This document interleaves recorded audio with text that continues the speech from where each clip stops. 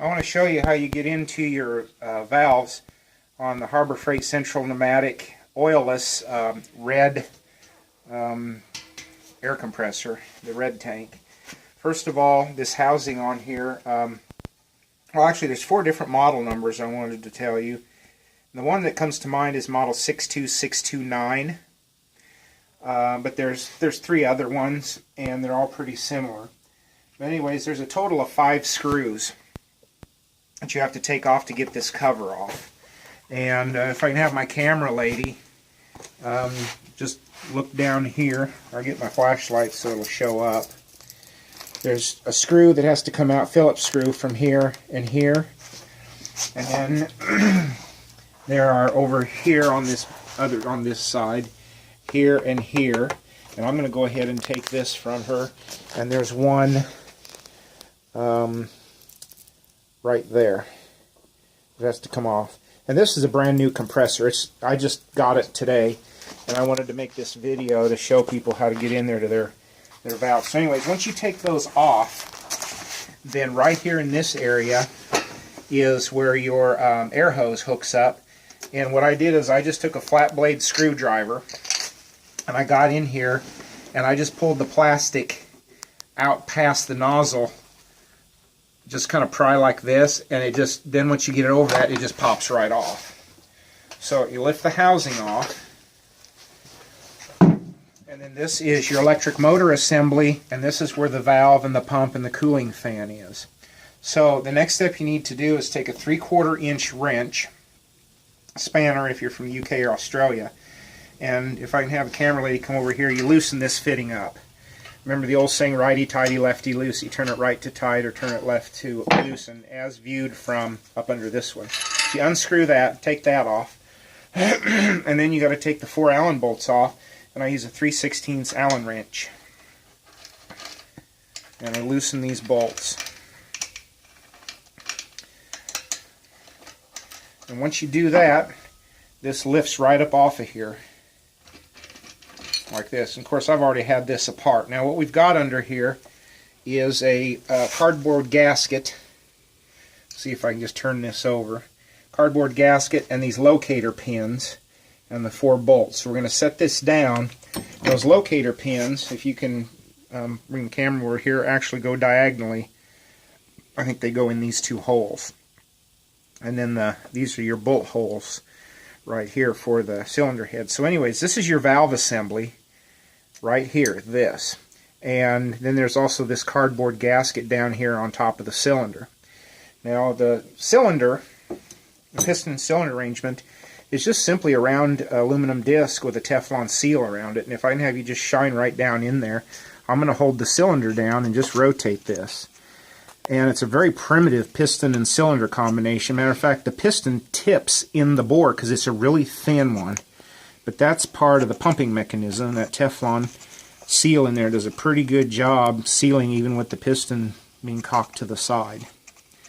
Anyways, let's get back to the valve pack then, if I can have you come over here. Now this one's already been split apart, but I'll show you how I took it apart. There are 2 little roll pins that hold this valve assembly together. And that's these little guys right here, these 2 little pins. And how I knocked them out of there is I actually just took my wrench and laid it here on the bench. You can use a bench vise, something, even a hole in your workbench will work. And I set this right on the wrench, right on the edge, this area right here, right on the edge. And then I took, let's see, I think it's my, one of my Torx tools. And I actually set it right on top of that roll pin that was in there holding the 2 halves together, and just tapped it with a hammer and popped it out. And then I brought this over and popped that out. Now once you do that, you'll have these 2 pins, and that frees the plate up. Now what I did, you notice I've marked top and A and B, and if you look over here on the cylinder, I know the top is the top, and I wrote A right here and I wrote B here, so I keep everything oriented. You don't want to go rotating stuff side to side, mixing it all up. Now the gasket has already been pulled out of this. There's a metal gasket that goes in here, and I've already pulled it out. But when we remove the top, you'll see here we've got a slot for a valve, and there's nothing here. And then the bottom plate, this is where there's either an aluminum or a copper gasket that sets on here, and then these are our valves, and there's a slot down in here for this valve, and then here is the other valve, reed valve.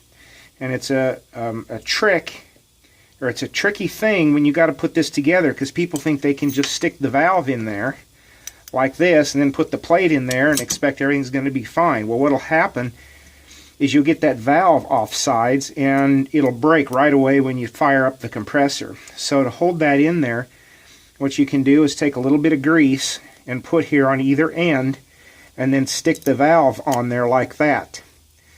Or you can put a magnet on here, and if it's powerful enough, it will actually hold that valve up in that slot while you put these together. Yet another trick that I do, if I pull this over here to the edge of the bench and hold that valve up in that slot, I can come down right here and touch them together. And of course, you're going to have that gasket on here too. It's a bit of a trick. Once you push down, you can just slide it across like this, and that valve will stay in the slot. So once you get your valves replaced and your gasket replaced, and you have that all lined up, then you take your roll pins and you put them back in there, and just take a hammer and tap them back in there very carefully. And if you notice, the roll pins there have a taper on either end. So if you don't have the holes perfectly lined up, it will self-align as long as you're really, really close to get started with. And then once that is done, and you've got everything sandwiched back together, you take your plate and come back over here, place it on your cylinder. And if you need to, you can replace this cardboard gasket here. And another video I can do later on to show you how to do your piston and cylinder if that becomes an issue. Anyways, we line everything up, look down in there, line up our locator holes. That is together, and then we simply take the head with the bolts in it, and here's our locator pins right here and here. And when we put this together, we got to line up 4 bolt holes and 2 locator pins. And then we have to also line up our air tube right there. Then you can take your Allen wrench, your 3/16 wrench, tighten the 4 bolts up. That's best to kind of go diagonally and tighten them a little at a time. And then you tighten this up with your 3/4 wrench, tighten that on. And then it's time to put your housing back on. And the little hole, if I can have you show this hole here, lines up with this inlet, or that would be your outlet hole there, and that slides on. And then of course the 5 screws that I showed you at the beginning put together, and that's it. That's how you get in there and replace that. So there's a lot in a short amount of time, but I hope that helps you repair your compressor, and that you get a lot more hours of use out of it. They're a great little machine. Thank you.